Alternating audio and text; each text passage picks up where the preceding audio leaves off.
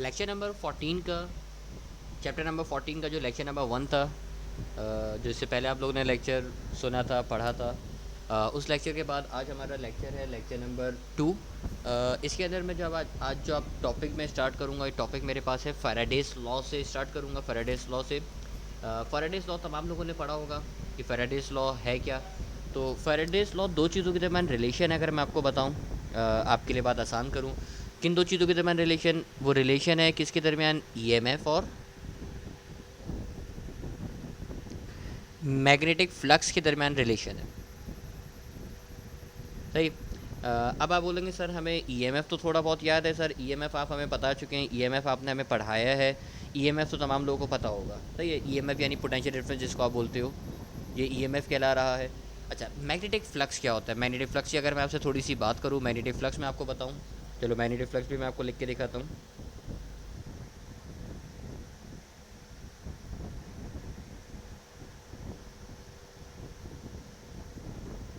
तो magnetic flux की simple सी जो डेफिनेशन आप लिखोगे, डेफिनेशन क्या है?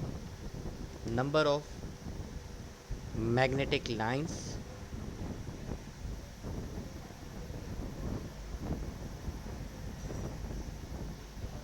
passing through the given area।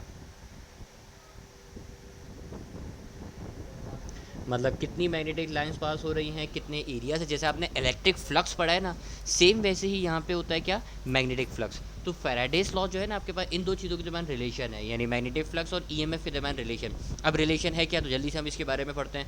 Faraday's law consist of two statement, यानी फैराडेज लॉ के अंदर आपके पास दो स्टेटमेंट है। दोनों स्टेटमेंट देखते हैं। पहली स्टेटमेंट ज़रा पढ़िएगा क्या लिखा हुआ है। पहली स्टेटमेंट में आपके पास लिखा हुआ है EMF will induce in a coil, यानी किसी भी कॉइल में ईएमएफ आता है अगर आप क्या चेंज करो? Bye changing the magnetic flux, यानी आपकी कॉइल में ईएमएफ आएगा। ये बात आप तमाम लोग बड़े अच्छी तरीके से पढ़ कर आए होंगे कि अगर आप किसी कॉइल में मैग्नेटिक फ्लक्स चेंज करते हो तो फ्लक्स चेंज होने की वजह से जो चीज़ आपके पास आती है वो आपके पास क्या है? ईएमएफ है। तो ये दो चीज़ें हो गई। सेकंड आपको इसका रिलेशन बता रहा है। रिलेशन क्या है ज़रा देखना। उसने बोला भाई जो ईएमएफ है ना, EMF is induce in a coil is directly proportional. तो ये देखो ईएमएफ डायरेक्टली प्रोपोर्शनल। अच्छा, डायरेक्टली प्रोपोर्शनल किसके? तो आगे वो आपको बता रहा है the rate of change of magnetic flux. Change of magnetic flux का मतलब, अच्छा मैग्नेटिक फ्लक्स को लिखते कैसे हो? तो मैग्नेटिक फ्लक्स को लिखते हो फाई से। उसने चेंज लिखा हुआ है तो आपने क्या लिख दिया? डेल्टा फाई लिख दिया। अच्छा, साथ साथ उसने लफ्ज नीचे लिखा हुआ है साथ में रेट का। तो रेट का मतलब होता है डिवाइड करते हो टाइम से। तो ये आपके पास फैराडेज लॉ की मैथमेटिकल फॉर्म है, यानी EMF is directly proportional to the rate, EMF is directly proportional to the rate of change of magnetic flux. फिर आपने पढ़ा ना सर, प्रोपोर्शन हटाते हैं तो कांस्टेंट लगाते हैं। तो यहाँ पे मैंने कांस्टेंट लगाया, कांस्टेंट यहाँ पे आ गया कैपिटल एन। ये फॉर्मूला आपके पास है सिंपल सा। चलो फॉर्मूला भी मैं आपको लिख के दिखाऊँ, फॉर्मूला आपकी हेल्प करेगा। कॉन्सेप्ट तो आप तमाम लोगों को पता है। फॉर्मूला मैंने लिख के दिखाया है, E is equal to minus N delta phi upon delta T. अच्छा, इस पर कौन सी चीज़ क्या है? सारी बातें आप लोगों को पता होंगी, लेकिन मैं फिर भी आपको बताऊँ। भाई याद है ना, ये ई कहलाता था ईएमएफ, डेल्टा फाइव यहाँ पे कहलाता है फ्लक्स, डेल्टा टी तो यहाँ पे कहलाता है टाइम। अच्छा, कैपिटल एन यहाँ पे कहलाते हैं कौन? Number of turns. सिर्फ ये जो आपको नज़र आ रहा है माइनस, ये माइनस साइन क्यों आया? अब आप सोच रहे हो कि सर ये माइनस साइन आने की वजह क्या है? तो माइनस साइन आने की वजह ये है कि ये अकॉर्डिंग टू लेंस लॉ है। मैं चलो इसको लिख के भी दिखा देता हूँ ताकि आप लोग के पास बात सेफ रहेगी। माइनस साइन क्यों आया? तो माइनस साइन आने की वजह है ड्यू टू लेंस लॉ। अब आप सोचोगे सर ये लेंस लॉ क्या है? आपने माइनस साइन तो बता दिया, भाई माइनस साइन यहाँ पे आ रहा है ड्यू टू लेंस लॉ। आप सोच रहे हो कि सर ये लेंस लॉ क्या है? तो मैं आपको लेंस लॉ पढ़ाता हूँ। लेंस लॉ है क्या? लेंस लॉ देखते हैं ज़रा। ये देखो आपके पास ये मैग्नेट मौजूद, दो मैग्नेट मैंने कंसिडर किए हुए। अच्छा, मैग्नेट के बारे में कल बताया था ना आपको लेक्चर में, जो हमने लेक्चर पढ़ा था कि लेक्चर में क्या था कि मैग्नेटिक लाइंस जो हैं वो कहाँ से कहाँ ट्रैवल करती हैं। तो आप बोलेंगे सर मैग्नेटिक लाइंस ट्रैवल करती हैं नॉर्थ से साउथ की तरफ। तो ये देखो मैग्नेटिक लाइंस आ गई कहाँ से कहाँ? नॉर्थ से साउथ की तरफ।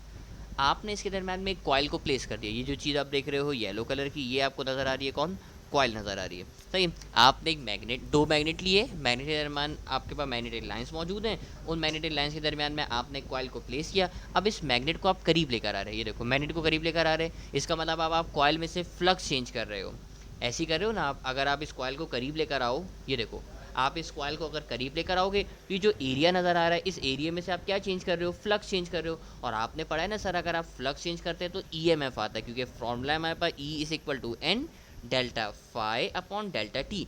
अब आप क्योंकि मैग्नेट को मूव करा रहे हो तो चेंज कर रहे हो यहाँ पे कौन, फ्लक्स, और फ्लक्स चेंज करने की वजह से यहाँ पे जो चीज़ आ रही है वो आ रहा है आपके पास कौन, ईएमएफ आ रहा है। आप बोलेंगे चलें सर ये बात तो सही है। अच्छा, अब यही काम हुआ जब आपने इसमें मैग्नेट को शिफ्ट कराया ना, मैग्नेट को आप नीचे की तरफ लेकर आए, तो मैग्नेट को जब नीचे की तरफ लेकर आए तो उसमें से करंट पास हुआ। सेम यही काम किया मैंने, वही सेम मैग्नेट है, वही यहाँ पे मैग्नेटिक लाइन्स होंगी, वही आपने कॉइल रखी, लेकिन इस बार मैंने एक काम किया। काम क्या किया ज़रा वो काम देखना। इस वाले केस में आप मैग्नेट को डाउनवर्ड मूव करा रहे थे, लेकिन मैंने अब मैग्नेट को कैसे मूव कराया, अपवर्ड मूव कराया। अब ज़रा देखना फ़र्क क्या हुआ। जब आपने अपने मैग्नेट को मूव कराया ना अपवर्ड, अभी भी ईएमएफ जनरेट हुआ, लेकिन अब आप फ़र्क देखो, दोनों में फ़र्क देखने ज़रा फ़र्क क्या समझ में आया आपको। वो फ़र्क मैं आपको समझाऊँ, बड़ी इंटरेस्टिंग बात है। अगर आपको समझ में आ जाए तो बहुत अच्छी बात, नहीं आए तो कोई बात नहीं, कोशिश तो मैं पूरी करूँगा आपको समझाने की। ज़रा देखिएगा, आप जब मैग्नेट को नीचे की तरफ लेकर आए तो जो करंट जनरेट हुआ, जो करंट की डायरेक्शन है वो डायरेक्शन थी कैसी, क्लॉकवाइज। और इस वाले केस में देखो डायरेक्शन अपोजिट है, ये देखो क्लॉक की तरह की डायरेक्शन आ रही है ना, ये क्लॉक की तरह की डायरेक्शन है, जबकि इस वाले केस में डायरेक्शन अपोजिट है। यानी इस वाले केस में जो डायरेक्शन है वो डायरेक्शन कैसी है, तो आप बोलेंगे सर इस वाले केस में डायरेक्शन है हमारे पास एंटी क्लॉकवाइज। यानी एक दफ़ा डायरेक्शन क्लॉकवाइज, एक दफ़ा डायरेक्शन हो गई मेरे पास कैसी, एंटी क्लॉकवाइज। यानी डाउनवर्ड मूव कराओगे तो क्लॉकवाइज आ रहा है, अपवर्ड मूव कराओगे तो एंटी क्लॉकवाइज आ रहा है। अब ये डाउनवर्ड मूव करके इसको बताना क्या चाह रहा है, वजह क्या है, वो वजह भी ज़रा देखना आप तमाम लोग। वजह मैं आपको समझाने की कोशिश करता हूँ। अच्छा, अब देखो वो जो नीचे डाउनवर्ड आ रहा था ना, तो ये जो करंट जनरेट करेगा, ये जो आपको कॉइल नज़र आ रही है, ये करंट इस तरीके से जनरेट करेगा कि ये इस कॉइल को आने से रोकेगा। बड़ी लॉजिकल बात है, मैं समझाने की कोशिश करूँगा आपको। तमाम लोग ज़रा मेरी बात पे फोकस करना कि मैं जो बात आपको बता रहा हूँ। ये कॉइल जो आपको सेंटर में नज़र आ रही है, ये इसको आने से अपोज करेगा, रोकेगा।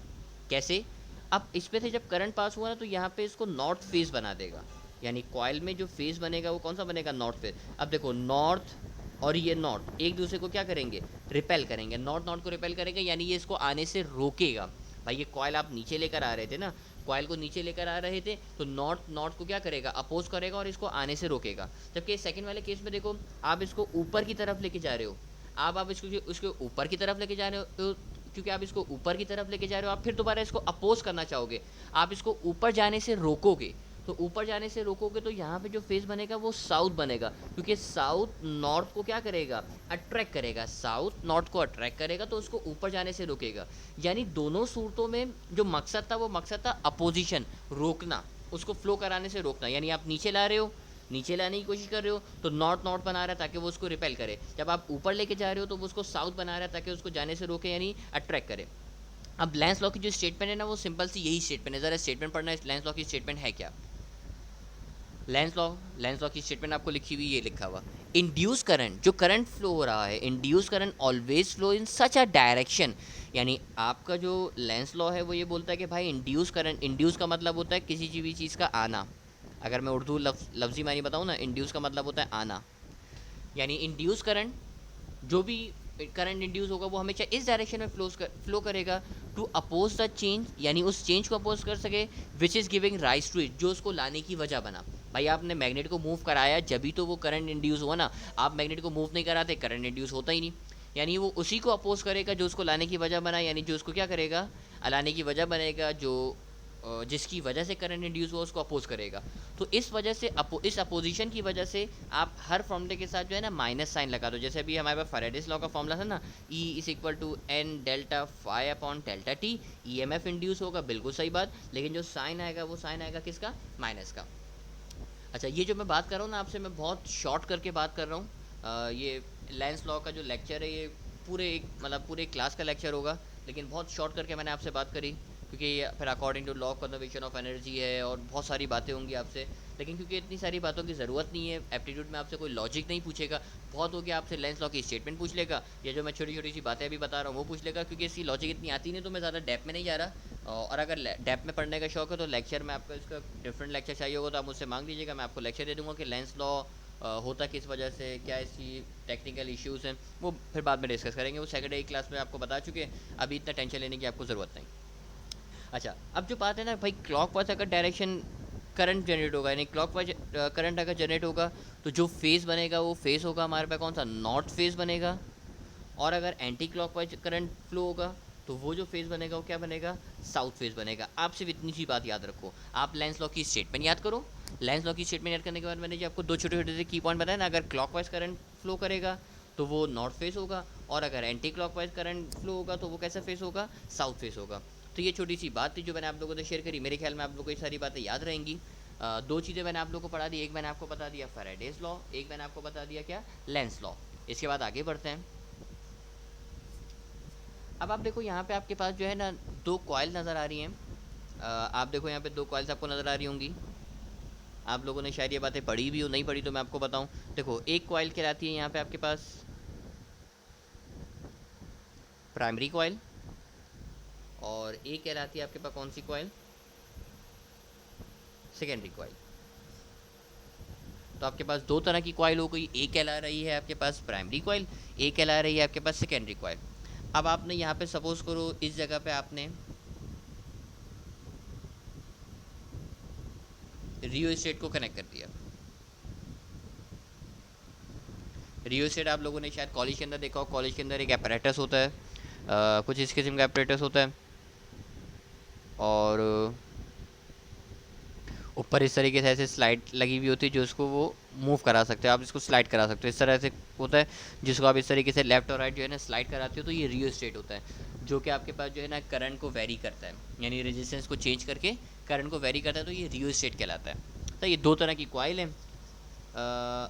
अब जो दूसरी चीज़ मैं आपको पढ़ा रहा हूँ, देखो आप लोगों ने अभी फेराडेज लॉ पढ़ा ना, फेराडेज लॉ क्या था, फेराडेज लॉ था, फेराडेज लॉ ये बोलता है भाई किसी भी कॉइल में ईएमएफ आता है, अगर आप क्या चेंज करो, फ्लक्स चेंज करो, E is equal to N delta phi upon delta T. अब इसी के मुतालिक एक और स्टेटमेंट है जो नई चीज़ मैं आपको पढ़ा रहा हूँ। वो नई चीज़ क्या है कि भाई या तो आप फ्लक्स चेंज करो या फिर आप करंट चेंज करो। यानी अब अगला जो फॉर्मूला है ना वो ये कि भाई ईएमएफ एक और सूरत से आता है कि आप फ्लक्स चेंज नहीं करो, आप क्या चेंज करो, करंट चेंज करो। इससे पहला वाला जो फॉर्मूला था फेराडेज लॉ का फॉर्मूला, वो क्या था, फेराडेज लॉ का फॉर्मूला था भाई आपको अगर ईएमएफ चाहिए तो आप क्या चेंज करो, फ्लक्स चेंज करो। तो एक तरीका तो ये हो गया ईएमएफ जनरेट करने का। ईएमएफ जनरेट करने का दूसरा तरीका भी है, दूसरा तरीका ये है कि आप क्या चेंज करो, करंट चेंज करो। तो अब याद रखना है एमसीक्यू के हवाले से, आपसे अगर एमसीक्यू में बोले ना भाई ईएमएफ जनरेट करने का तरीका क्या है, तो आप बोलोगे सर या तो आप फ्लक्स चेंज कीजिए या फिर आप क्या चेंज कीजिए, करंट चेंज कीजिए। दोनों सूरतों में जो है आपके जो जनरेट होगा वो क्या जनरेट होगा, ईएमएफ जनरेट होगा। अच्छा जी, अब आप बोलेंगे चलें सर ये सेकंड पहले वाला फॉर्मूला तो आपने पढ़ा दिया, इसका फॉर्मूला भी समझ में आ गया, सेकंड वाला फॉर्मूला पढ़ाइए, इसकी टर्म्स वगैरह कुछ बताइए। तो इसकी टर्म्स मैं आपको बताऊं ज़रा, वो बातें देखते हैं। इसको इरेज कर देते हैं, इसकी अब हमें ज़रूरत नहीं।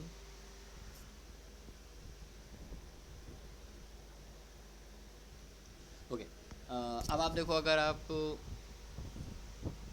ये फ्लक्स चेंज हो रहा है, ईएमएफ जनरेट होगा। चलो अब आपको मैं टर्म्स बता देता हूँ सारी।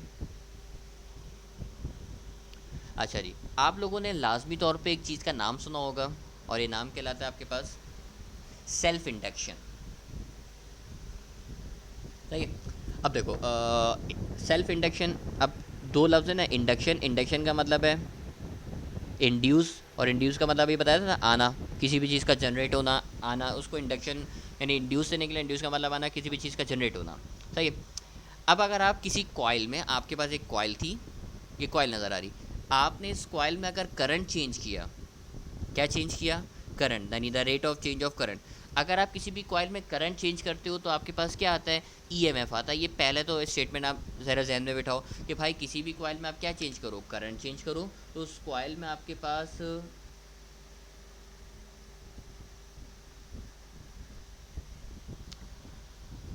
करंट, अगर किसी भी कॉइल में आप करंट चेंज करते हो तो आपके पास ईएमएफ आता है। अच्छा, जिस कॉइल में आप करंट चेंज कर रहे हो उसी कॉइल में अगर आपके पास ईएमएफ आए, यानी सपोज करो इस कॉइल में आपने करंट चेंज किया और इसी कॉइल में आपके पास कौन आ गया, ईएमएफ आ गया, यानी सेम कॉइल में करंट चेंज किया, सेम कॉइल में ईएमएफ आ गया। इस तरह के इंडक्शन को आप बोलते हो कौन सा इंडक्शन, सेल्फ इंडक्शन। अब अगर डेफिनेशन में पढ़ाऊँ ना, सेल्फ इंडक्शन की तरह डेफिनेशन पढ़िएगा, डेफिनेशन क्या लिखी हुई सेल्फ इंडक्शन की, तो ये रही सेल्फ इंडक्शन की डेफिनेशन आपके सामने। सच अ फिनोमिना, ऐसा फिनोमिना, यानी ऐसा फिनोमिना जिसके अंदर आप in which EMF will induce, जिसमें ईएमएफ इंड्यूस होगा in a coil by changing the current in the same coil, यानी जिस कॉइल में आप करंट चेंज कर रहे हो उसी कॉइल में अगर आपके पास ईएमएफ आ जाए तो उस इंडक्शन को आप बोलते हो कौन सी इंडक्शन, सेल्फ इंडक्शन। अब देखो फॉर्मूला क्या बनेगा, फॉर्मूला देखते हैं। E is directly proportional to the delta I upon delta T, यानी जिस कॉइल में आपने करंट चेंज किया उसी कॉइल में ईएमएफ आ गया। अब आपको ये साइन नज़र आ रहा है किसका, प्रोपोर्शनल का। प्रोपोर्शन का साइन हटाते हो तो आपके पास कौन आ जाएगा, कांस्टेंट आ जाएगा। तो कांस्टेंट मैंने लगाया L delta I upon delta T. अच्छा ये एल क्या है, तो भाई ये एल कहलाता है कोएफिशिएंट ऑफ सेल्फ इंडक्शन। नाम ज़रूर सुना होगा आप लोगों ने, कोफिशिएंट ऑफ सेल्फ इंडक्शन, क्योंकि सेल्फ इंडक्शन की बात करो तो उसका जो कांस्टेंट है वो कांस्टेंट भी कहलाएगा आपके पास कौन, कोफिशिएंट ऑफ सेल्फ इंडक्शन। तो अब आपको मैं फॉर्मूला दिखाऊं, फॉर्मूला है क्या। अच्छा एक चीज़ रह गई, वो चीज़ क्या रह गई वो मैं आपको बताऊं ज़रा। फॉर्मूला जब मैं लिखूंगा आपके सामने फॉर्मूला लिखते हैं, तो ये रहा मेरे पास formula, E is equal to L delta I upon delta T. अच्छा आप लोग को क्योंकि याद नहीं रहेंगी चीज़ों में तो मैं स्लाइड के ऊपर लिख देता हूँ ताकि आपके पास ये लेक्चर सेव रहे। भाई ये E कहलाता है ईएमएफ, I कहलाता है, तो आप बोलेंगे सर ये I तो हमें पता है, I हमारे पास कहलाता है करंट, T कहलाता है आपके पास कौन, टाइम कहलाता है। अच्छा ये L तो अभी भी मैंने आपको बताया था, भाई ये L क्या था, तो आप बोलेंगे सर ये L है क्या, L के बारे में लिख दिया, where L is the self inductance, यानी L जो है कहलाता क्या है, तो L कहलाता है मेरे पास सेल्फ इंडक्टेंस कहलाता है, या फिर इसका दूसरा जो नाम लिखा हुआ वो लिखा हुआ है क्या, कोफिशिएंट ऑफ सेल्फ इंडक्शन या फिर इंडक्टेंस, यानी कोफिशिएंट बोल दो या सेल्फ इंडक्टेंस बोल दो, एक ही बात है। अच्छा इस L का फॉर्मूला क्या बनेगा, इस L का अगर फॉर्मूला मुझे आप बताओ, इस L का फॉर्मूला क्या बनना चाहिए, तो आप बोलेंगे सर एक काम कीजिए ना, ये जो पूरी चीज़ नज़र आ रही है इसको E के साथ ला के क्या कर दीजिए, डिवाइड कर दीजिए। मैं अगर अपनी बात समझा पा रहा हूँ तो ज़रा देखना कि भाई आपको L चाहिए ना, तो ये E को तो एज इट इज़ लिखो, डिवाइडेड बाय इस पूरी चीज़ को, ये जो delta I upon delta T नज़र आ रहा है इसको लाके आपने क्या कर दिया, डिवाइड कर दिया। ये देखो delta I upon delta T is equal to L. तो ये फॉर्मूला बन गया मेरे पास किसका, सेल्फ इंडक्शन का। सेल्फ इंडक्शन का फॉर्मूला यानी ऊपर ई मौजूद है और नीचे मौजूद है delta I upon delta T. इसकी डेफिनेशन देखो ज़रा क्या लिखी हुई है। अब देखो ये दो चीज़ों का रेशियो हो गया। अगर मैं डेफिनेशन इसकी बताऊँ ना आपको, ये देखो कोफिशिएंट ऑफ सेल्फ इंडक्शन यानी जो एल नज़र आ रहा है, यानी coefficient self inductance is the ratio. दो चीज़ों का रेशियो है ना, एक चीज़ ऊपर लिखी हुई है, एक चीज़ नीचे लिखी हुई है। तो रेशियो किस किस का है, आप बोलेंगे सर रेशियो है ऊपर है EMF induce in a coil और नीचे है to the rate of change of current. अगर ऊपर वाली चीज़ पढ़ो तो ऊपर वाली चीज़ क्या है, रेशियो ऑफ ईएमएफ, और रेशियो नीचे कौन लिखा हुआ है, तो आप बोलेंगे सर नीचे लिखा हुआ है rate of change of current. तो बेसिक सी डेफिनेशन है, मकसद से बताने का था कि अगर घुमा फिरा के कोई डेफिनेशन इस तरह की पूछ ले तो आप उसको आसानी से जवाब दे सको। अच्छा इसका यूनिट क्या होता है, तो यूनिट आप लोगों ने पढ़ा होगा, हेनरी इसका यूनिट है। हेनरी के लिए आप जो है ना सिर्फ कैपिटल H लिख देते हो, जैसे एम्पेयर के लिए A लिख देते हो, वोल्टेज के लिए वोल्ट के लिए V लिख देते हो, तो वैसे ही हेनरी के लिए आप सिंपल H लिख दोगे, तो ये सेल्फ इंडक्टेंस का यूनिट है। बेसिक सी बातें, मेरा नहीं ख्याल कि कोई थ्योरी का आपसे सवाल पूछेगा। इसके अभी न्यूमेरिकल सॉल्व करूँगा तो मेरी बातें आप लोग और अच्छी क्लियर हो जाएंगी जब न्यूमेरिकल इसकी सॉल्व करोगे, क्योंकि पेपर के अंदर ज़्यादातर इसके एमसीक्यूज़ में ना न्यूमेरिकल टाइप सवाल आता है। अच्छा सेल्फ इंडक्शन के बाद जो मैं अब आपसे बात करूँगा वो है मेरे पास म्यूचुअल इंडक्टेंस।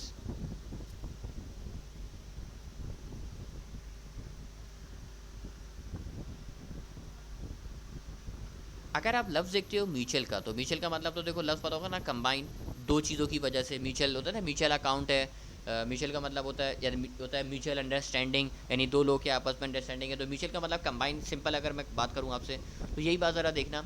आपके पास सपोज करो दो कॉइल है, एक ये पहली कॉइल जो मैंने अभी स्टार्टिंग में डायग्राम दिखाई थी आपको, और ये मेरे पास एक सेकेंड कॉइल। सही, आपने अपनी एक कॉइल में करंट चेंज किया, यानी आपने करंट चेंज किया फर्स्ट कॉइल में, सही है, और ईएमएफ आया कौन सी कॉइल में, सेकंड कॉइल में। यानी कि अजीब सी बात लग रही होगी ना सर, करंट एक कॉइल में चेंज कर रहे हैं, ईएमएफ सेकंड कॉइल में आ रहा है, क्योंकि जब आप फर्स्ट कॉइल में करंट चेंज करोगे ना तो इसकी जो मैग्नेटिक फील्ड है वो अल्टीमेटली सेकंड कॉइल में भी जाती है, यानी आपकी जो मैग्नेटिक फील्ड है ना वो सेकंड कॉइल में भी जाएगी। तो आपने करंट चेंज किया फर्स्ट कॉइल में, ईएमएफ आया सेकंड कॉइल में, इस तरह के इंडक्शन को बोलते हो म्यूचुअल इंडक्टेंस, यानी दो चीज़ों की कंबाइन होने की वजह से हुआ ना, करंट एक में चेंज किया, ईएमएफ दूसरे में आया, तो उसका नाम आपने रख दिया क्या, म्यूचुअल इंडक्टेंस। अच्छा म्यूचुअल इंडक्टेंस में जिस कॉइल में आप करंट चेंज करते हो वो कॉइल कहलाती है प्राइमरी कॉइल, और जिसमें ईएमएफ आता है वो कॉइल कहलाती है कौन सी कॉइल, सेकेंडरी कॉइल, यानी जिसमें करंट चेंज किया वो प्राइमरी, जिसमें ईएमएफ आया उसमें सेकेंडरी। अब जरा डेफिनेशन पढ़ो, डेफिनेशन भी तो यही लिखी है, डेफिनेशन पढ़िएगा तमाम लोग।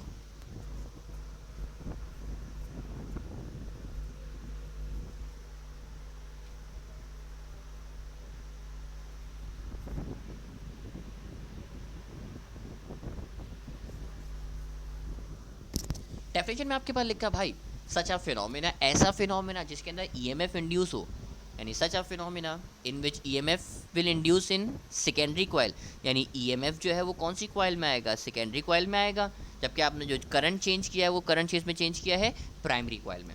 अब देखो इसका फॉर्मूला ये रहा, E is equal to M delta I upon delta T. अब देखो करंट के साथ देखो मैंने लिखा है ना, करंट के साथ मैंने P लिखा हुआ है, P का मतलब यहाँ पे करंट चेंज कर रहा है किसमें, प्राइमरी में, और E के साथ S लिखा हुआ है यानी ईएमएफ इन सेकेंडरी। चलो मैं लिख भी देता हूँ, ईएमएफ इन सेकेंडरी,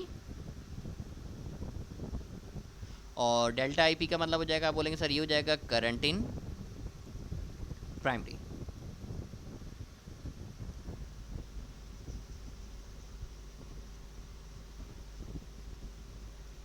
अच्छा जी, अब देखो current in primary, EMF in secondary हो गया। अब ये M क्या है, तो आप बोलेंगे सर M वही हो जाएगा ना, M का मतलब हो गया म्यूचुअल इंडक्टेंस या फिर कोफिशिएंट ऑफ म्यूचुअल इंडक्शन। तो मेरा नहीं ख्याल ये कोई समझाने वाली बात है। अब आप देखो डेफिनेशन इसकी खुद भी बना सकते हो। मुझे डेफिनेशन बताओ म्यूचुअल इंडक्टेंस का फॉर्मूला क्या बनेगा। आप बोलेंगे सर ये देखिए, ई तो ऊपर रहेगा, तो ये रहा ई, डिवाइड में आ जाएगा आपके पास कौन, ये पूरी चीज़ आके डिवाइड हो जाएगी, तो ये बन जाएगा delta I upon delta T. आप बोलेंगे सर देखिए अब हमें डेफिनेशन आती है, म्यूचुअल इंडक्टेंस है ना, दो चीज़ों का रेशियो है। किस किस का रेशियो है, आप बोलेंगे sir mutual inductance is a ratio of, ऊपर लिखा हुआ है ईएमएफ और नीचे लिखा हुआ है rate of change of current. तो आपने इसी की डेफिनेशन बना के लिख दी कि सर, अच्छा ये सेल्फ लिखा हुआ आ रहा है, गलती है, ये म्यूचुअल है। अच्छा जी, mutual inductance is the ratio of the EMF induce in the secondary coil, यानी ईएमएफ सेकेंडरी कॉइल का डिवाइडेड बाय यानी to the rate of change of current in the primary coil. अच्छा इसका भी यूनिट सेम है, जो unit self induction का है, सेल्फ इंडक्टेंस का यूनिट है वही म्यूचुअल इंडक्टेंस का यूनिट है, यानी इसका भी जो यूनिट है वो क्या है, हेनरी है। तो दो फॉर्मूले आ गए, एक हो गया सेल्फ इंडक्शन का, एक हो गया म्यूचुअल इंडक्टेंस का। इससे पहले मैं आपको फॉर्मूला पढ़ा चुका हूँ किसका, फैराडेज लॉ का। अगर मैं अपनी बात को रिकॉल कराऊँ जल्दी से ज़रा देखना, फैराडेज लॉ का फॉर्मूला याद है ना, E is equal to N delta phi upon delta T. Numerical के लिए फर्स्ट फॉर्मूला याद रखो, सेल्फ इंडक्शन के न्यूमेरिकल के लिए अगर एमसीक्यू में आए तो फॉर्मूला याद रखो, E is equal to L delta I upon delta T. ये सेकंड फॉर्मूला है आपके पास। थर्ड फॉर्मूला याद करो म्यूचुअल इंडक्टेंस का, E is equal to M delta I upon delta T. ये हो जाएगा ईएमएफ सेकेंडरी के लिए, करंट हो जाएगा प्राइमरी के लिए, ये तीसरा फॉर्मूला। और चौथा फॉर्मूला जो आप लोगों ने मैग्नेटिक फ्लक्स का पढ़ा हुआ है, phi is equal to B A, यानी मैग्नेटिक फील्ड और एरिया को मल्टीप्लाई करोगे तो क्या बन जाएगा, मैग्नेटिक फ्लक्स। जैसे इलेक्ट्रिक फ्लक्स का फॉर्मूला होता है ना, phi is equal to E A, वैसे ही मैग्नेटिक फ्लक्स का formula phi is equal to B A. बस फर्क ये है कि इसको फाई ई लिखते हैं यानी इलेक्ट्रिक फ्लक्स, इसको फाई एम लिखते हैं यानी कौन सा, मैग्नेटिक फ्लक्स। तो ये चार फॉर्मूले भी आपको याद होंगे ना, तो मैं आपसे वादा करता हूँ आपका कोई भी एमसीक्यू आया सेल्फ इंडक्टेंस से रिलेटेड, म्यूचुअल इंडक्टेंस से रिलेटेड कोई भी फॉर्मूला आएगा, कोई भी सवाल आएगा, आप इजीली कर लोगे। ये चार फॉर्मूले जल्दी से आप तमाम लोग जहन में बिठाओ। मैं अभी इसी के अभी हाथ के हाथ आपको इसके एमसीक्यू सॉल्व कराऊंगा, ताकि आप लोग को ना प्रैक्टिस भी आएगी और लेक्चर आसानी से समझ में आ जाएगा, आप परेशान नहीं होगे। ये चार फॉर्मूले आप तमाम लोग जल्दी से देखो, ताकि मैं अब आपको इसके एमसीक्यूज़ करा सकूँ।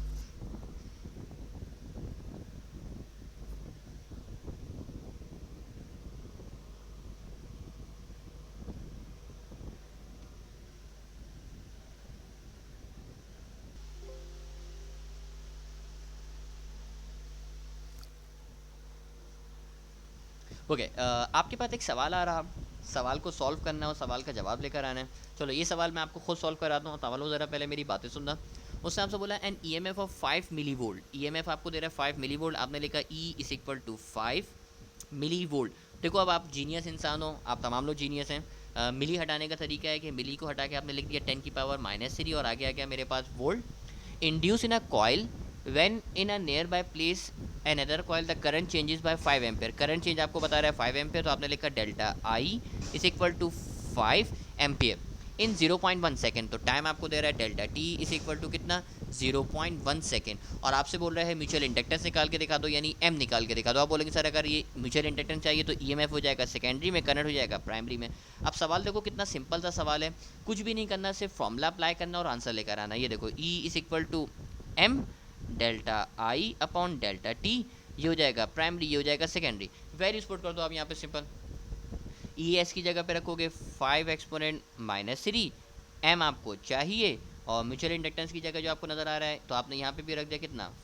सॉरी मल्टीप्लाई करना है किससे 5, और टाइम की जगह पे लिखा हुआ है कितना 0.1। आप इसको क्रॉस मल्टीप्लाई करिए, 0.1 को वहाँ लेकर चले गए, 5 को नीचे लेकर आ गए, तो बन जाएगा 5 exponent -3 multiply by 0.1 divided by हो जाएगा 5 इज इक्वल टू एम।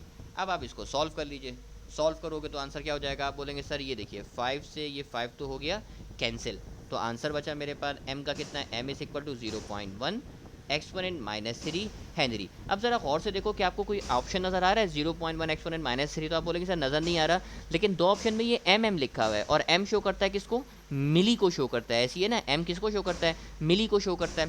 तो आप एक काम करो ना, ये जो आपको नज़र आ रहा है एक्सपोनेंट माइनस 3, आप इस एक्सपोनेंट माइनस 3 को हटा के इसकी जगह पे मिली लिख दो, तो ये हो जाएगा 0.1 m हेनरी यानी मिली हेनरी। तो देखो आंसर ऑप्शन मैच कर रहा है कौन सा, ऑप्शन नंबर सी। यानी इस एमसीक्यू का जो करेक्ट जवाब हुआ वो करेक्ट जवाब क्या हो गया, ऑप्शन नंबर सी हो गया। कुछ भी नहीं किया सवाल में, मैंने सिर्फ वैल्यूज़ में फॉर्मूले में वैल्यूज़ पुट करी और सॉल्व कर लिया। तो आपको भी इंशाल्लाह इसी किस्म का कोई सवाल मिलेगा।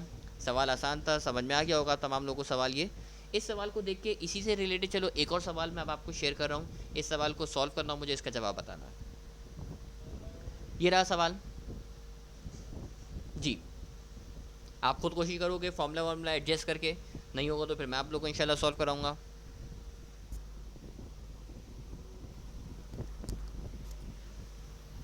सवाल आप तमाम लोग के सामने मौजूद है, सवाल को सॉल्व करने की कोशिश करते हैं। सवाल में आपसे बोला एन ईएमएफ ऑफ 5 वोल्ट, यानी आपको ईएमएफ दिया गया E is equal to 5 volt, आपने ई लिख लिया।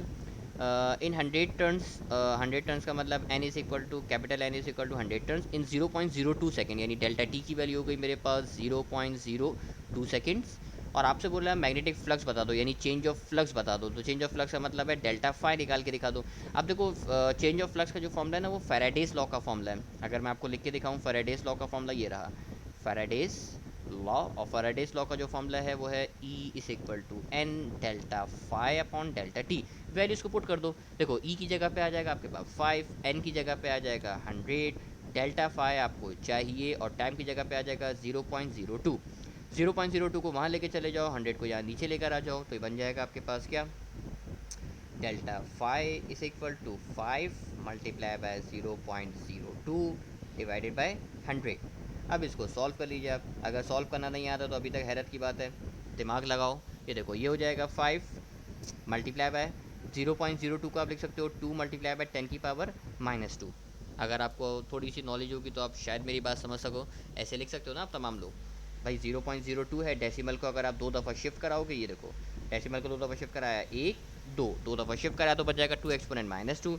डिवाइड में लिखा हुआ है 100, तो 100 को आप कैसे लिख सकते हो, आप बोलेंगे सर 100 को आप लिखना चाहें तो आप ऐसे भी लिख सकते हैं। ये देखिए 10 मल्टीप्लाई बाय 10 आप ऐसे लिख लीजिए, तो ये हो जाएगा डेल्टा 5 को 2 से मल्टीप्लाई करोगे तो ये भी हो जाएगा आपके पास कितना 10 एक्सपोनेंट -2, और नीचे हो जाएगा 10 मल्टीप्लाई बाय 10।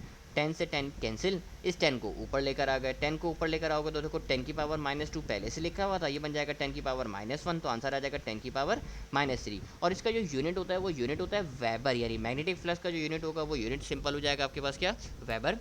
यानी अब जो इसका करेक्ट जवाब होना चाहिए वो करेक्ट जवाब होना चाहिए आपके पास क्या, ऑप्शन नंबर ए, यानी करेक्ट जवाब ऑप्शन नंबर ए हो गया। अच्छा, अब देखो मैथमेटिक्स का उसूल होता है आप किसी भी तरीके से कर लो। हो सकता है कि मेरी मैथमेटिक्स जो मैंने करी हो आपको मुश्किल लग रही हो, एलसीएम वाली आपको शायद आसान लग रही हो, कुछ इस तरह की आप टेक्निक निकालो, मल्टीप्लाई करो, कॉमन आ रहा हो तो कॉमन ले लो, एलसीएम आ रहा हो तो एलसीएम ले लो। हो सकता है आपको वो बात थोड़ी सी आसान लग रही हो, तो मैथमेटिक्स किसी भी तरीके से आप कर सकते हो। मैथमेटिक्स में कोई मसले की बात नहीं है, जिस तरीके से आपको कैलकुलेशन आसान लगे लेकिन आंसर आपका करेक्ट आना चाहिए। तो मेरे ख्याल में आप तमाम लोगों को एमसीक्यू क्लियर हो गया होगा। इस एमसीक्यू को देखने के बाद एक और इंटरेस्टिंग एमसीक्यू आपसे शेयर करते हैं। अच्छा, ये एमसीक्यू शायद आप सॉल्व ना कर सको, इसके लिए मुझे आपको फॉर्मूला बताना है। तो अब ज़रा कुछ फॉर्मूला बता रहा हूँ, फॉर्मूला ज़रा देखना। आपके पास अगर कैपेसिटर हो, कैपेसिटर की अगर मैं आपसे बात करूँ तो कैपेसिटर की जो एनर्जी का फॉर्मूला है वो एनर्जी का फॉर्मूला आपको चैप्टर नंबर 12 के लेक्चर नंबर 2 में मैंने आपको बताया, एमसीक्यू सॉल्व करवाया है। E is equal to half CV², ये आपके पास कैपेसिटर की एनर्जी का फॉर्मूला है, सही। अब क्योंकि आपने अभी तक इंडक्टर के बारे में नहीं पढ़ा, इंडक्टर का मतलब कॉइल होता है। अगर आप इंडक्टर की बात करोगे तो इंडक्टर की जो एनर्जी का फॉर्मूला है वो फॉर्मूला मैं आपको बता रहा हूँ। इंडक्टर की एनर्जी का फॉर्मूला होता है E is equal to half LI²। ये इंडक्टर की एनर्जी का formula, E is equal to half LI²। अब देखो आई तो आपको पता है ना, आई आपको पता है सर, आई होता है हमारे पास कौन, करंट होता है, और एल आपके पास जो होता है कोफिशिएंट ऑफ सेल्फ इंडक्शन, या इसको लिख देते हैं सेल्फ इंडक्टेंस भी आप डायरेक्ट बोलते हो। तो ये फॉर्मूला क्योंकि आपको पता नहीं है तो मैं आपको बता रहा हूँ, अब आप कैलकुलेशन मेरे ख्याल में आसानी से कर सकते हो। एनर्जी का formula E is equal to half LI², मैंने फॉर्मूला लगाया E is equal to half L I square. अब देखो ये आपको इंडक्टेंस की वैल्यू दे रहा है। इंडक्टेंस की वैल्यू का मतलब क्या है, मैं वैल्यू भी चलो लिख के दिखा दूँ। एल की वैल्यू आपको दे रहा है sir, L is equal to 50 milli henry. देखो मिली को हटा के आपने लिख दिया सर, मिली हटा के हो जाएगा 10⁻³ और ये हेनरी में आ गया, उसको आपको मिली को लास्ट भी कन्वर्ट करना पड़ेगा। और करंट आपको दे रहा है 2 एम्पेयर, यानी I is equal to 2 ampere. Current भी आपको मिल गया। अब आप यहाँ पे वैल्यू पुट कर दो, ये देखो ये बन जाएगा sir E is equal to half, L की जगह पे आ जाएगा सर 50 एक्सपोनेंट-3, मल्टीप्लाई कर दोगे किससे, आप बोलेंगे सर मल्टीप्लाई करेंगे, ये हो जाएगा सर 2 का स्क्वायर। 2 का स्क्वायर करोगे, कैंसिलेशन कर लो, ये हो जाएगा हाफ, बराबर में लिखा हुआ है सर मेरे पास 50 एक्सपोनेंट-3 और 2 का स्क्वायर करोगे तो हो जाएगा कितना, 4। कैंसिलेशन कर लीजिए, ये देखो 2 1 द 2, 2 2 द 4। अच्छा अब जो नंबर्स आ गए इनको मल्टीप्लाई कर दो, मल्टीप्लाई करोगे देखो 50 को 2 से मल्टीप्लाई करोगे तो आंसर हो जाएगा कितना, आप बोलेंगे सर आंसर हो जाएगा 100 मल्टीप्लाई बाय 10⁻³ अब देखो आपको आंसर नज़र ही नहीं आ रहा होगा, कहीं नज़र आ रहा है 100 मल्टीप्लाई बाय 10⁻³ कहीं नज़र नहीं आ रहा, ऑप्शन नज़र ही नहीं आ रहा। अब आपने डेसिमल को शिफ्ट किया, ये देखो 10⁻³ है ना, अगर आप पावर देखो तो पावर नज़र आ रही है 10⁻³, तो डेसिमल को 3 दफ़ा जम कराया, 1 2 3, तो डेसिमल यहाँ पे पहुँच जाएगा, यानी जवाब बन जाएगा आपके पास कितना, 0.1। और आंसर क्योंकि यूनिट है जूल्स में होगी एनर्जी, तो आंसर बन जाएगा ऑप्शन नंबर बी, यानी 0.1 जूल्स। तो इंडक्टर के सवाल तीन तरीके से बन सकते थे, तीनों सवाल मैंने आपको बता दिए। फैराडेज लॉ भी आपको पढ़ा दिया, लेंस लॉ पढ़ा दिया, सेल्फ इंडक्शन बता दिया, म्यूचुअल इंडक्टेंस बता दिया। अब जो मेरे पास अगला टॉपिक है, बड़ा इंटरेस्टिंग टॉपिक है, आप लोगों को मेरे ख्याल में उम्मीद करता हूँ कि तमाम लोगों को समझ में आ जाएगा। अगला जो टॉपिक है मेरे पास वो टॉपिक है ट्रांसफार्मर से रिलेटेड।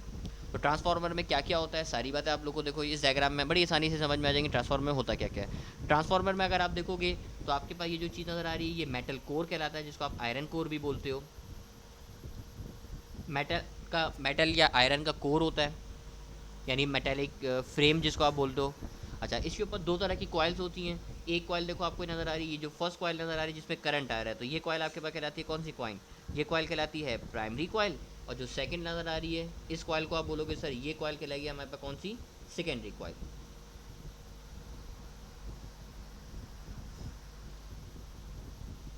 अच्छा प्राइमरी का जो करंट होगा उसको आपने लिखा हुआ है किससे, आईपी से। जो सेकेंडरी का करंट होगा उसको आपने लिखा हुआ है किससे, आईएस से।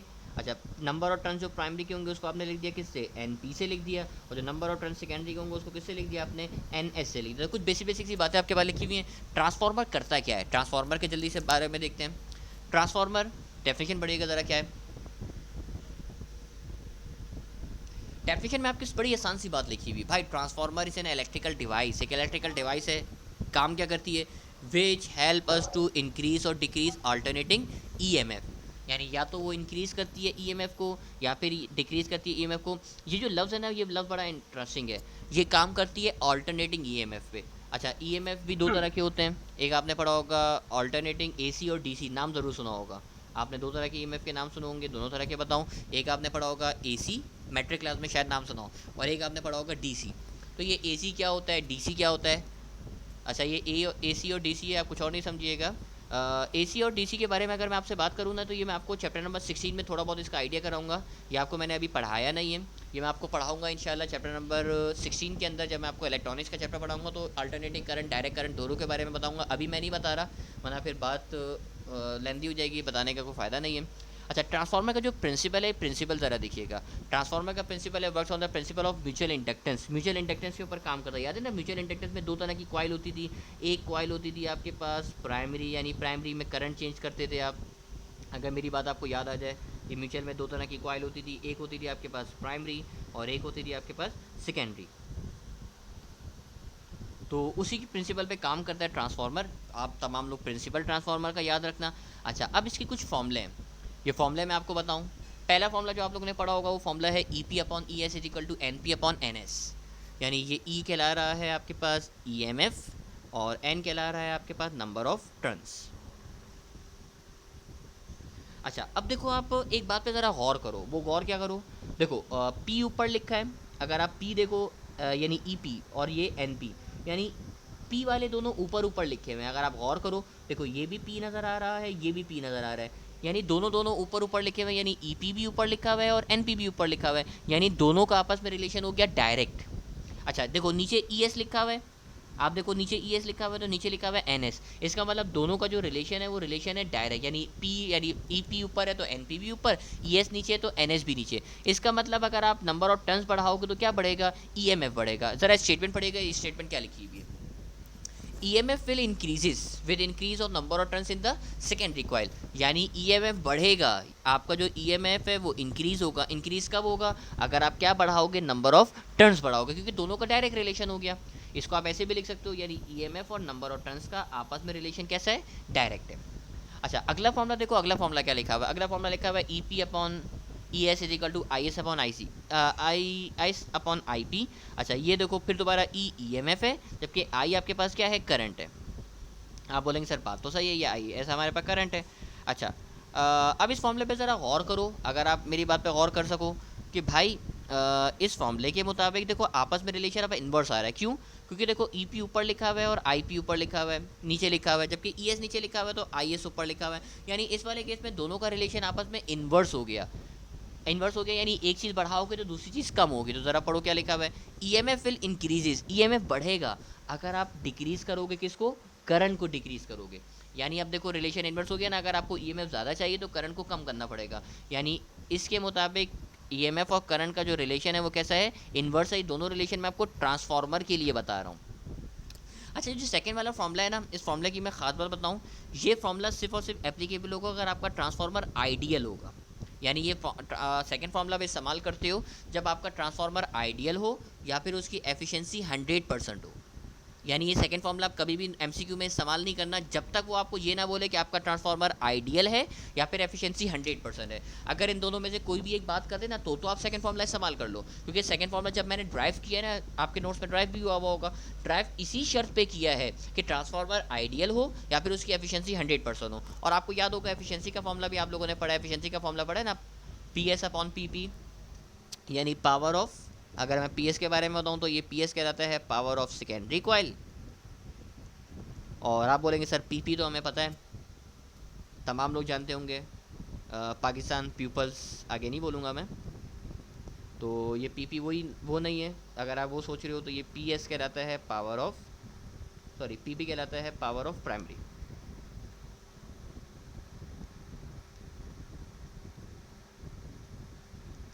मेरे ख्याल में नीचे लिखने की ज़रूरत नहीं, आप लोग को खुद ही याद रहेगा। अच्छा पावर का फॉर्मूला आप लोगों को पढ़ा है ना, चैप्टर नंबर 13 में आप लोगों ने पढ़ा है P is equal to I V. तमाम लोगों ने फॉर्मूला पढ़ा हुआ है, P is equal to I we.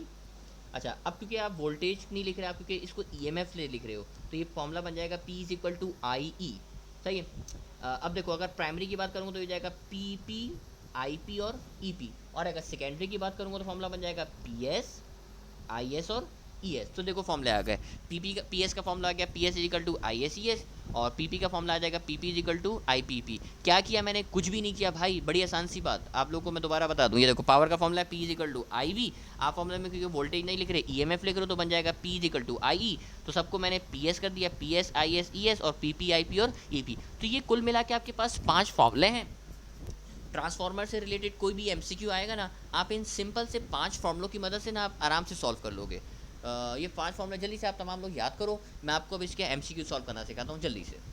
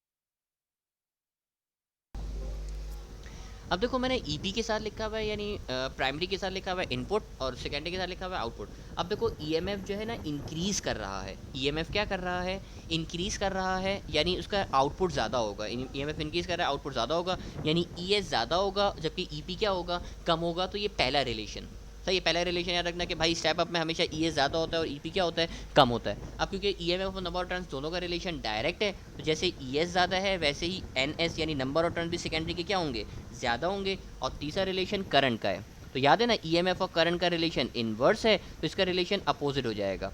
तो रिलेशन देखो मैं आपको डायरेक्ट बता रहा हूँ, अब बहुत ज़्यादा डेप्थ में जाऊँगा, फॉर्मूले से एक एक चीज़ बताऊँगा, बहुत लेंदी हो जाएगी। अब आप भी देखो समझने की कोशिश करते रहो मेरे साथ। कोई प्रॉब्लम हो तो मुझसे पूछ सकते हो आप लोग मैसेज करके। भाई स्टेप अप में क्योंकि आउटपुट ज़्यादा होगा तो इसका मतलब ई एस ज़्यादा है, और आप लोगों ने फॉर्मूला पढ़ा है ना, E P upon E S is equal to N P upon N S, क्योंकि दोनों का रिलेशन डायरेक्ट होता है, क्योंकि ई एस ज़्यादा है तो एन एस भी ज़्यादा होगा। जबकि करंट का जो रिलेशन है वो इन्वर्स होता है, आई S upon I P, relation inverse होता है। अब क्योंकि ई एस ज़्यादा है तो आप यहाँ पे ज़्यादा कर दोगे किसको, एन पी को। अगर ये आपको फर्स्ट केस समझ में आ गया ना, तो सेकंड केस तो आप बड़े मज़े से बना सकते हो। मज़े से कैसे बनाओगे, ज़रा देखो सेकंड केस कैसे बनेगा। तो सेकंड केस में आप बोलेंगे सर देखिए अब हमें थोड़ी थोड़ी सी बात आती है, दो चीज़ों के दरमियान रिलेशन होता है ईपी और ईएस, क्योंकि स्टेप डाउन है, कम कर रहा है, तो पहले ज़्यादा होगा बाद में कम हो जाएगा। पहले ज़्यादा का मतलब है कि प्राइमरी, क्योंकि प्राइमरी इनपुट होता है ना, तो पहले वाला ज़्यादा हो गया, बाद वाला क्या हो जाएगा, कम हो जाएगा। अब देखो क्योंकि ई पी ज़्यादा है तो एन पी भी ज़्यादा होगा, यानी N P is greater than N S, क्योंकि दोनों का रिलेशन डायरेक्ट होता है। और ई एम एफ और करंट का रिलेशन तो इन्वर्स होता है ना भाई, तो क्योंकि अगर यहाँ पे आई पी ज़्यादा है तो यहाँ पे आप आई एस ज़्यादा हो जाएगा।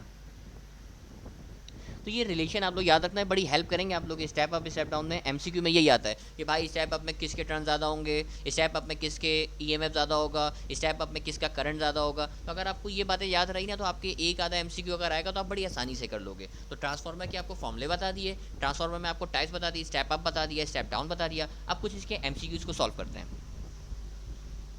एमसीक्यू आप तमाम लोग के सामने, ये फर्स्ट एमसीक्यू, आप PMT is an tach transformer. PMT किस तरह का ट्रांसफार्मर होता है, तो भाई सबसे पहले तो पीएमटी की फुल फॉर्म देख लो। पीएमटी की फुल फॉर्म होती है पोल माउंटेड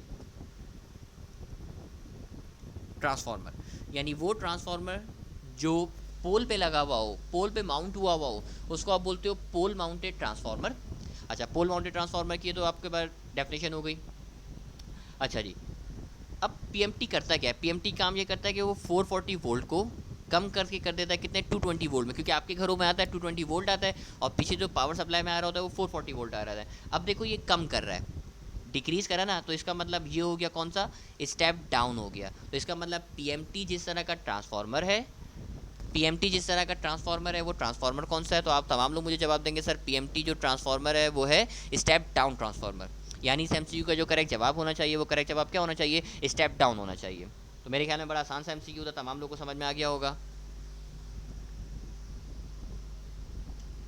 आगे बढ़ते हैं अगले एमसीक्यू की तरफ। ये रहा मेरे पास अगला एमसीक्यू। जी, जवाब क्या हो सकता है इस एमसीक्यू का।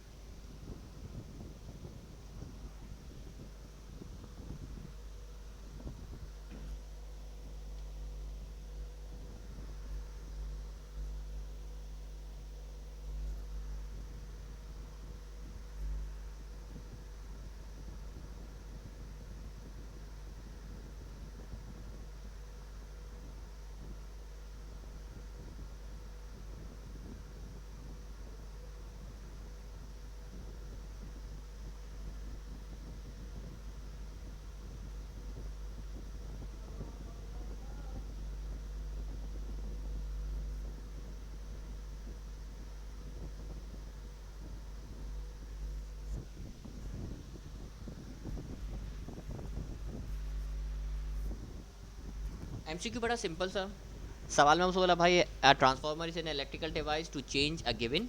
अच्छा, अब याद है ना, वो ईएमएफ को कम भी करता है alternating EMF into smaller alternating EMF, और ईएमएफ को बढ़ाता भी है alternating EMF into large alternating EMF. जबको मैंने कहा ना कि आपका जो ट्रांसफार्मर है वो डीसी पे वर्क नहीं करता, ट्रांसफार्मर जो वर्क करता है किस पे, एसी सप्लाई पे वर्क करता है, जबकि ट्रांसफार्मर डीसी सप्लाई पे वर्क नहीं करता। यानी इसका जो करेक्ट जवाब है वो ऑप्शन ए भी है, ऑप्शन सी भी है, क्योंकि वो कम भी करता है ज़्यादा भी करता है। आपने पढ़ा है ना, अगर कम करेगा तो ये कहलाएगा आपके पास कौन सा, स्टेप डाउन कहलाएगा, अगर वो ज़्यादा करेगा तो वो कहलाएगा क्या, स्टेप अप कहलाएगा। तो करेक्ट जवाब होना चाहिए मेरी नज़र में इसका क्या, ऑप्शन नंबर डी, यानी बोथ ए एंड सी। बड़ा आसान सा एमसीक्यू। अच्छा, इसके बाद तो आगे बढ़ते हैं अगले एमसीक्यू की तरफ। अगला एमसीक्यू आप तमाम लोग के सामने सवाल पढ़ के इसका जवाब मालूम करने की कोशिश करते हैं। बड़ा आसान सा सवाल है, आप लोग बड़ी आसानी से कर लोगे इस सवाल को।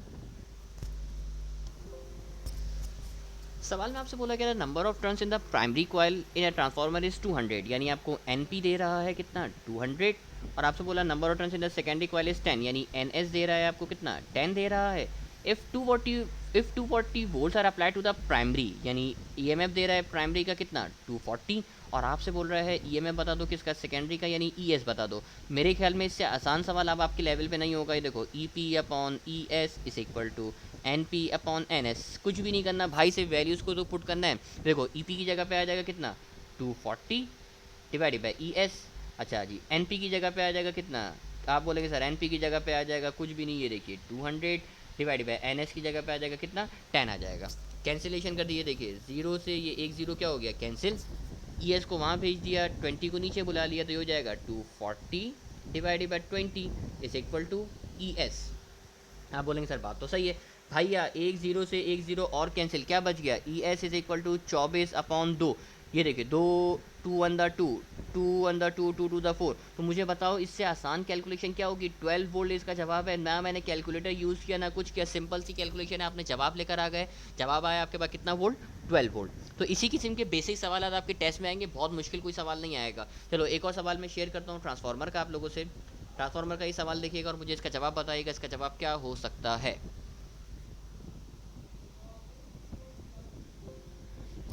अच्छा जी, सवाल देखते हैं। अब सवाल में आपसे बोला क्या गया, उसने बोला भाई step down transformer input voltage, input का मतलब है, आप बोलेंगे सर इनपुट का मतलब होता है प्राइमरी वोल्टेज आपको दे रहा है 22 के वोल्ट, यानी किलो वोल्ट। अब देखो किलो हटा के आप लगा दोगे क्या 1000, तो ये बन जाएगा 22 मल्टीप्लाई बाय 1000 तो हो जाएगा 2200 वोल्ट, आपके पास ईपी मिल गया। सही है। आगे आपसे बोला आउटपुट वोल्टेज, आउटपुट वोल्टेज का मतलब हो जाएगा ई एस, यानी सेकेंडरी, तो ये जाएगा सर 550 वोल्ट। उसने आपसे रेशियो क्या मांगा, उसने मांगा ratio of number of turns in the secondary to that of the primary, यानी आपसे मांग लिया क्या N S upon N P, आपसे मांग रहा है रेशियो, मांग रहा है सेकेंडरी का प्राइमरी से। सही है। अब देखो फॉर्मूला आपको याद है, E P upon E S is equal to N P upon N S, मैंने फॉर्मूला लगाया। अब देखो वैल्यू रखो, ई पी की जगह पे आ जाएगा सर 220000, ई एस की जगह पे आ जाएगा सर 550 इस इक्वल टू, और वो जाएगा मेरे पास N P upon N S. भाई अब कुछ भी नहीं करना, सिर्फ बेसिक सी कैलकुलेशन करनी है और कुछ भी नहीं करना। ये देखो सबसे पहले 0 से ये 1 0 कैंसिल, आप बोलेंगे सर बात तो सही है, 0 से 0 कैंसिल हो गया। अब देखो नंबर जो है ना मुझे कुछ सेम सेम नज़र आ रहे हैं। अगर आप नंबर देखो तो आप देखो 11 5 ज़ा 55, आप बोलेंगे सर बात तो सही, 11 5 ज़ा 55, और देखो 11 2 ज़ा 22, तो आप बोलेंगे सर ये भी बात सही है। तो ऊपर देखो 2 और ये 2 0 जो नज़र आ रहे हैं ना, इन 0 को एज इट इज रख देंगे, तो ऊपर बच गया 200, नीचे बच गया 5। देखो 200 upon 5 is equal to N P upon N S. तो देखो थोड़ा सा दिमाग लगाए ना तो कैलकुलेशन आपके लिए खुद ब खुद आसान हो गई। आपने 11 के टेबल से किया, 11 5 55, 11 2 22, और जीरोस को एज इट इज लिख दिया। अब देखो ये कितना आसान, 5 1 5 5 4 20, और 0 एज इट इज आ गया। सही है। तो ये बन गया सर आपके पास आंसर आ गया N P upon N S is equal to 40/1। Sir लेकिन एक मसला है, हमें तो N S upon N P चाहिए, तो इसका कर दीजिए रेसिप्रोकल, क्योंकि आपको N S upon N P चाहिए ना, तो रेसिप्रोकल करोगे तो हो जाएगा N S upon N P is equal to 1/40, और 1/40 को आप लिख सकते हो कैसे 1/40, यानी इस एमसीक्यू का जो करेक्ट जवाब होगा वो करेक्ट जवाब हो जाएगा क्या 1/40, यानी करेक्ट जवाब हो गया आपके पास क्या ऑप्शन नंबर सी। तो एमसीक्यू काफ़ी आसान था, मेरे ख्याल में आप लोगों को समझ में आ गया होगा तमाम लोगों को एमसीक्यू। इस एमसीक्यू को देखने के बाद आगे बढ़ते हैं। अगला एमसीक्यू आप तमाम लोगों के सामने नज़र आ रहा होगा। चलो ये एमसीक्यू आप लोगों को खुद सॉल्व करना है। इसका सॉल्यूशन आप लोग खुद दिमाग लगा के करोगे, ये आप लोग का होमवर्क है। या आप लोग को जब लेक्चर सुनोगे आप लोग को स्लाइड्स मिल जाएंगी, तो सवाल आप लोग खुद सॉल्व करने की कोशिश करना। कैलकुलेशन करना ना हो तो फिर आप मुझे व्हाट्सएप के ऊपर मैसेज करके पूछ सकते हो कि सर ये नहीं हुआ, तो इसकी कैलकुलेशन आप खुद करोगे। आप लोग के लिए होमवर्क है, सवाल आपको मिल जाएगा। आंसर मैं बता रहा हूँ, इसका आंसर ऑप्शन नंबर ए। कैसे आएगा आप लोग खुद कोशिश करोगे। अच्छा, इसके बाद जो अब अगला टॉपिक मेरे पास है, ये टॉपिक है मेरे पास मोशनल ईएमएफ का। मोशनल ईएमएफ क्या होता है, तो मोशनल ईएमएफ बताऊँ मैं आपको। अगर आप किसी वायर को, अगर आपके पास कोई वायर है, सपोज करो मैं एक वायर बनाता हूँ, आपके पास अगर एक वायर है, इस वायर को अगर आप मूव कराते हो मैग्नेटिक फील्ड में, सपोज अगर आपने इसको रख दिया मैग्नेटिक फील्ड के अंदर, ये हो गई मेरे पास मैग्नेटिक फील्ड।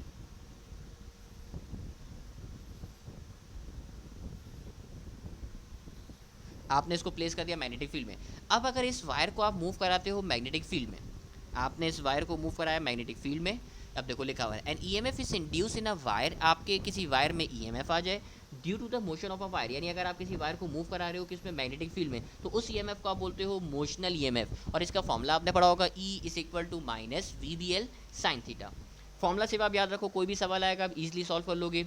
भाई ये ई क्या है, तो आप बोलेंगे सर ये ई है हमारे पास ई एम एफ। वी क्या है, तो आप बोलेंगे सर ये वी है हमारे पास वेलोसिटी। मैं पूछूंगा भाई ये बी क्या है, तो आप बोलेंगे सर ये बी है हमारे पास मैग्नेटिक फील्ड।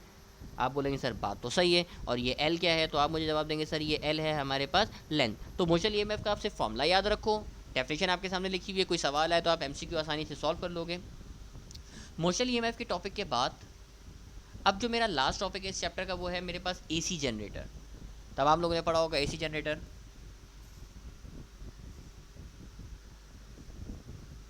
एसी जनरेटर की आपको डायग्राम भी नज़र आ रही है। इस डायग्राम के जो मेजर मेजर कंपोनेंट हैं, ये कंपोनेंट मैं आपको बताऊं एसी जनरेटर के। एसी जनरेटर करता है क्या, ज़रा इसका डेफिनेशन पढ़िएगा।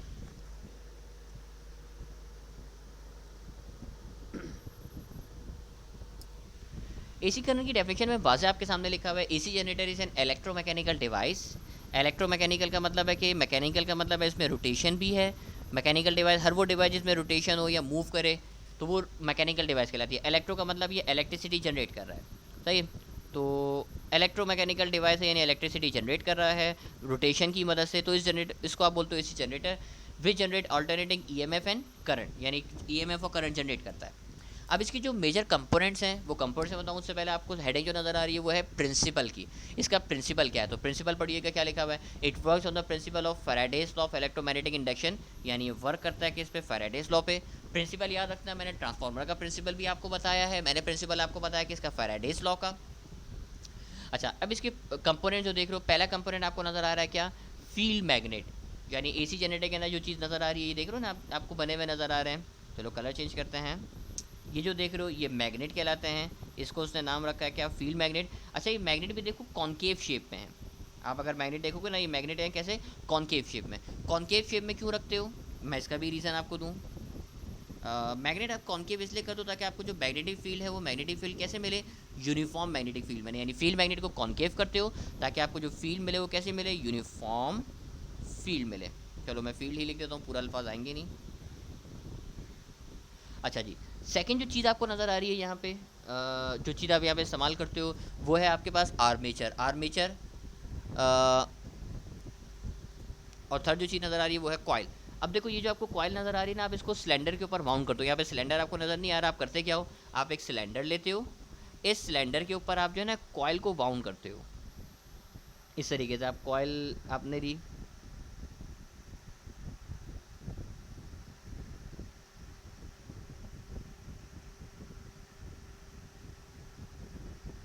इस तरीके से आप जो है ना कॉइल को वाउंड करते हो। आपके पास दो एंड्स मिल जाते हैं, एक पहला एंड और एक दूसरा एंड। आपने एक सिलेंडर लिया, इस सिलेंडर के ऊपर जो है ना कॉइल को वाउंड करते हो। तो ये जो सिलेंडर है, इस सिलेंडर को आप बोलते हो आर्मेचर। मैं लिख भी देता हूँ, आर्मेचर कहलाता है सॉफ्ट आयरन सिलेंडर, यानी जिसके ऊपर आप कॉइल को वाउंड कर रहे हो वो कहलाता है आपके पास कौन, आर्मेचर कहलाता है। जबकि आपको तीसरी जो चीज़ नज़र आ रही है वो क्या नज़र आ रही है, कॉइल नज़र आ रही है।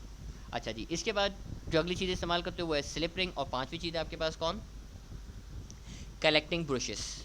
अच्छा जी, ये जो आप रिंग देख रहे हो, वर्किंग मैं नहीं समझा रहा क्योंकि वर्किंग एप्टीट्यूड में पूछी नहीं जाएगी, मैं आपको मेजर कंपोनेंट्स बता रहा हूँ, इसका फॉर्मूला बताऊंगा। ये जो आप रिंग्स बने हुए देख रहे हो, ये रिंग्स कहलाते हैं आपके पास स्लिप रिंग। और इसके साथ ये बुशेस लगे हुए नज़र आ रहे होंगे आपको, कार्बन बुशेस जो करंट को कलेक्ट करते हैं। कार्बन बुशेस देख रहे हो जहाँ से करंट कलेक्ट होता है, तो ये जो चीज़ है ये कहलाता है आपके पास कलेक्टिंग बुशेस। तो आप ये पांच चीज़ों के नाम याद रखना, field magnet, armature, coil, slip ring and collecting brushes. अच्छा, अब इसका जो फॉर्मूला आप लोगों ने पढ़ा हुआ है ना, वो फॉर्मूला आपने पढ़ा हुआ है E is equal to N omega A B sine theta, ये फॉर्मूला आपके पास। अब इसमें कौन सी चीज़ क्या है, तो भाई ये ई तो आपके पास कहलाता है कौन, ई एम एफ। एन कहलाते हैं आपके पास, आप बोलेंगे सर एन तो हमें पता है, एन हमारे पास कहलाते हैं नंबर ऑफ टर्न्स। ओमेगा क्या कहलाती है, तो आप बोलेंगे सर ये ओमेगा कहलाती है एंगुलर वेलोसिटी। तो फॉर्मूला बन गया एन ओमेगा ए बी। ए आपको पता है सर, ए होता है एरिया, और बी लिखने की ज़रूरत नहीं है, बी कहलाती है मैग्नेटिक फील्ड। अच्छा, मैक्सिमम ईएमएफ का जो फॉर्मूला है वो है एन ओमेगा ए बी, यानी एंगल को अगर आप 1 कंसीडर करोगे तो वो ईएमएफ बन जाएगा आपके पास कितना, ईएमएफ आ जाएगा मैक्सिमम। अब देखो फॉर्मूला है मेरे पास क्या, फॉर्मूला मेरे पास बन गया E is equal to N omega A B sine theta. अच्छा, इसमें से जो नवाब नज़र आ रहा है, ये जो लिखा हुआ नज़र आ रहा है omega N omega A B नवाब, इस नवाब की जगह पे आप रख सकते हो क्या, ई मैक्सिमम।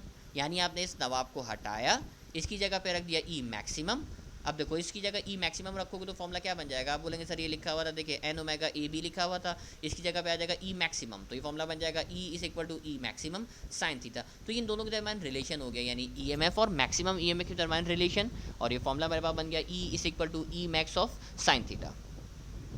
तो ये 3 फॉर्मूले हैं, अगर कोई एमसीक्यू आपके पास आएगा तो इन तीनों फॉर्मूलों से ही सॉल्व होगा, और मेरा ये ख्याल है कि आप इजीली इन एमसीक्यूज़ को आप आसानी से सॉल्व कर लोगे अगर आप लोगों को ये फॉर्मूले आते होंगे। अच्छा जी, अब एसी जनरेटर को डीसी जनरेटर में कैसे कन्वर्ट करते हैं, तो छोटी सी स्टेटमेंट है, ये स्टेटमेंट पढ़ लीजिए कि एसी जनरेटर को डीसी जनरेटर में कन्वर्ट करने के लिए आप स्लिप रिंग की जगह पे आप सिंगल स्प्लिट रिंग या फिर कम्यूटेटर इस्तेमाल करते हो। ये एमसीक्यू अक्सर पूछ लिया जाता है। लॉजिक के ऊपर मैं भी नहीं जाऊँगा क्योंकि देखो टाइम थोड़ा सा कम है, अगर मैं आपको यहाँ पे लॉजिक पढ़ाना शुरू करूँगा तो एप्टीट्यूड में लॉजिक की इतनी ज़रूरत पड़ती नहीं है, तो मैं भी नहीं जाऊँगा, आपको से बता रहा हूँ क्योंकि सेकेंडरी में आपको पढ़ा चुका हूँ कि भाई स्लिप रिंग को यानी एसी जनरेटर को डीसी जनरेटर में कन्वर्ट करने के लिए आप 2 स्लिप रिंग की जगह पे एक स्प्लिट रिंग या फिर कम्यूटेटर यूज़ करते हो। तो कुछ बेसिक सी नॉलेज है, बस एक लास्ट एमसीक्यू देखते हैं, फिर हमारा लेक्चर इंशाल्लाह कंप्लीट हो जाएगा। अच्छा जी, induced EMF produced in a coil rotated in a magnetic field will maximum when the angle between the axis of the coil and direction of the magnetic field। याद है ना, EMF का formula है AC generator के लिए n omega A B sine theta, यानी नवाब sine theta. अब देखो EMF मैक्सिमम होता है, आपका जो EMF है ये EMF मैक्सिमम होगा अगर साइन थीटा की वैल्यू क्या हो जाए, 1 हो जाए। ऐसी है ना भाई, EMF मैक्सिमम जब होगा जब एंगल की वैल्यू क्या हो जाए, मैक्सिमम हो जाए। अब देखो साइन 90 साइन जो है 1 के बराबर कब होता है, तो आप बोलेंगे सर हमें ये बात पता है, साइन 1 के बराबर जब होता है जब एंगल की वैल्यू कितना डिग्री हो, 90 डिग्री, क्योंकि अगर 90 होगा तो आप अगर साइन 90 निकालोगे तो साइन 90 हो जाएगा 1। और साइन 90 आप ऐसे भी लिख सकते हो यानी परपेंडिकुलर, तो डायरेक्शन में हो सकता है आपसे एंगल बोल दे या आपसे बोल दे क्या, परपेंडिकुलर। यानी करेक्ट जवाब जो होना चाहिए आपके पास, यहाँ पे ऑप्शन गलत आ रहा है, करेक्ट जवाब आपका होना चाहिए क्या, 90 डिग्री। करेक्शन कर लीजिएगा आप तमाम लोग, स्लाइड्स के अंदर मैं करेक्शन कर दूंगा, यानी जो करेक्ट जवाब है वो कितना डिग्री, 90 डिग्री, यानी परपेंडिकुलर होना चाहिए। तो यहाँ पहुँच के आपका चैप्टर नंबर 14 कंप्लीट हो गया। चैप्टर नंबर 14 लेक्चर नंबर 2, तमाम लोगों को उम्मीद करता हूँ तमाम बातें क्लियर होंगी।